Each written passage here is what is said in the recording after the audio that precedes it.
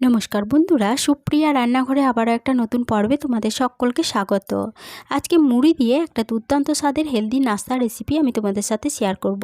বন্ধুরা, এইভাবে একবার মুড়ি দিয়ে নাস্তাটা বাড়িতে বানিয়ে দেখবে, বাচ্চা থেকে বড় সকলেই ভীষণ পছন্দ করবে। আর নাস্তাটা কিন্তু খুব কম সময়ে বানানো হয়ে যায়। তাহলে চলো বন্ধুরা, দেখে নেওয়া যাক আজকের এই নাস্তার রেসিপিটা কিভাবে বানানো হয়। মুড়ি দিয়ে নাস্তাটা বানানোর জন্য সবার প্রথমে একটা পাত্রের মধ্যে নিয়ে নিচ্ছি 2 বাটি পরিমাণ মুড়ি। এখানে নরম হয়ে যাওয়া মুড়ি কিন্তু ব্যবহার করতে পারো। এবার এই মুড়ির মধ্যে দিয়ে দেব, যে বাটি মাপ করে 2 বাটি মুড়ি নিয়েছি সে বাটির মাপ করে হাফ বাটি পরিমাণ সুজি। আর যে বাটি মাপ করে মুড়ি ও সুজি নিয়েছি সে বাটি মাপ করে দিয়ে দেব 1.5 বাটি পরিমাণ জল। এবার এর মধ্যে দিয়ে দেব 1 চা চামচ মৌরি। মৌরিটা দিয়ে নাস্তাটা বানালে কিন্তু নাস্তার স্বাদটা খুব ভালো আসে।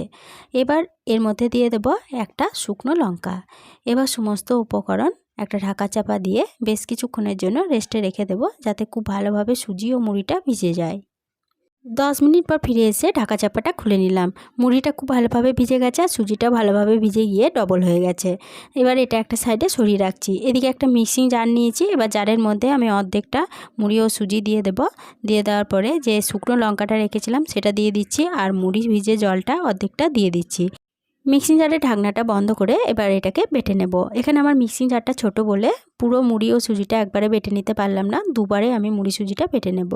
প্রথমবারের মিশ্রণটা ঢেলে রেখে দিলাম, তারপরে আবার দ্বিতীয়বারে ওই একইভাবে বেটে নিয়েছি। সমস্ত মুড়ি ও সুজিটা আমার ভালোভাবে বেটে নেওয়া হয়ে গেছে। বেটে নিয়ে একটা বড় পাত্রের মধ্যে ঢেলে রেখে দিলাম। এবার এর মধ্যে দিয়ে দিচ্ছি একটা বড় সাইজের গাজর কুচি। এখানে গাজরটাকে আমি কুচি করে দিয়েছি, তবে তোমরা চাইলে গ্রেট করে দিয়ে দিতে পারো। দিয়ে দিচ্ছি একটা মিডিয়াম সাইজের ক্যাপসিকাম কুচি। এখানে 7টা মতো কাঁচা লঙ্কাকে ছোট ছোট করে কুচি করে রেখেছিলাম। দিয়ে দিলাম কাঁচা লঙ্কা কুচি আর 1 চা চামচ আদা বাটা। এবার এর মধ্যে দিয়ে দেব স্বাদ অনুযায়ী লবণ। এখানে কাঁচা লঙ্কার পরিমাণটা তোমরা যেরকম ঝাল খেতে চাও সেরকম অনুযায়ী কম বেশি করে নিতে পারো, অথবা যদি বাচ্চাদের জন্য বানাতে চাও তাহলে পরে কাঁচা লঙ্কাটা না দিলে পরেও চলবে। এবার এই সমস্ত উপকরণ হাত দিয়ে খুব ভালোভাবে মেখে নিচ্ছি। সমস্ত উপকরণ হাত দিয়ে খুব ভালোভাবে মেখে নেওয়া হয়ে গেছে। আর ব্যাটারের ঘনত্বটা কীরকম হয়েছে তোমাদেরকে একটু দেখিয়ে দিচ্ছি। দেখো, ঠিক এরকম ঘনত্বের ব্যাটারটা রাখতে হবে। ব্যাটারটা একটা সাইডে সরিয়ে রাখলাম। এদিকে গ্যাসের ওভেনে একটা প্যান বসিয়ে প্যানের মধ্যে দিয়ে দিলাম 1 চা চামচ সাদা তেল।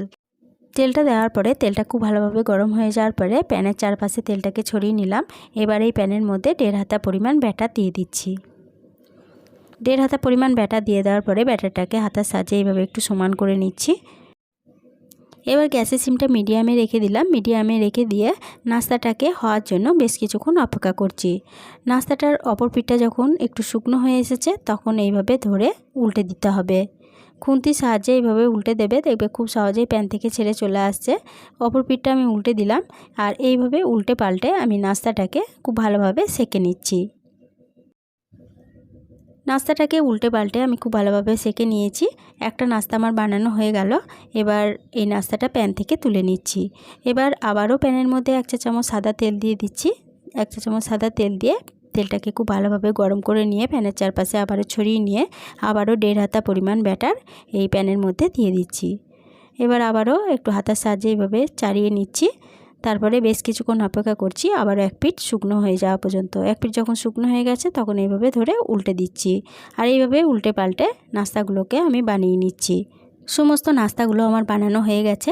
এই মুড়ির নাস্তার রেসিপিটা দেখে যদি তোমাদের ভালো লেগে থাকে তাহলে পরে ছোট্ট একটা লাইক দিয়ে এরকম নতুন নতুন রেসিপি পেতে প্লিজ আমার চ্যানেলটা সাবস্ক্রাইব করে আমার পাশে থেকো। বন্ধু বান্ধব সকলের সাথে শেয়ার করে দিতে ভুলো না প্লিজ। আজকের রেসিপিটা কীরকম লাগলো কমেন্ট করে জানাতে ভুলো না। আজকে এই পর্যন্তই ছিল। ফিরে আসবো আবার নতুন কোনো রেসিপি নিয়ে।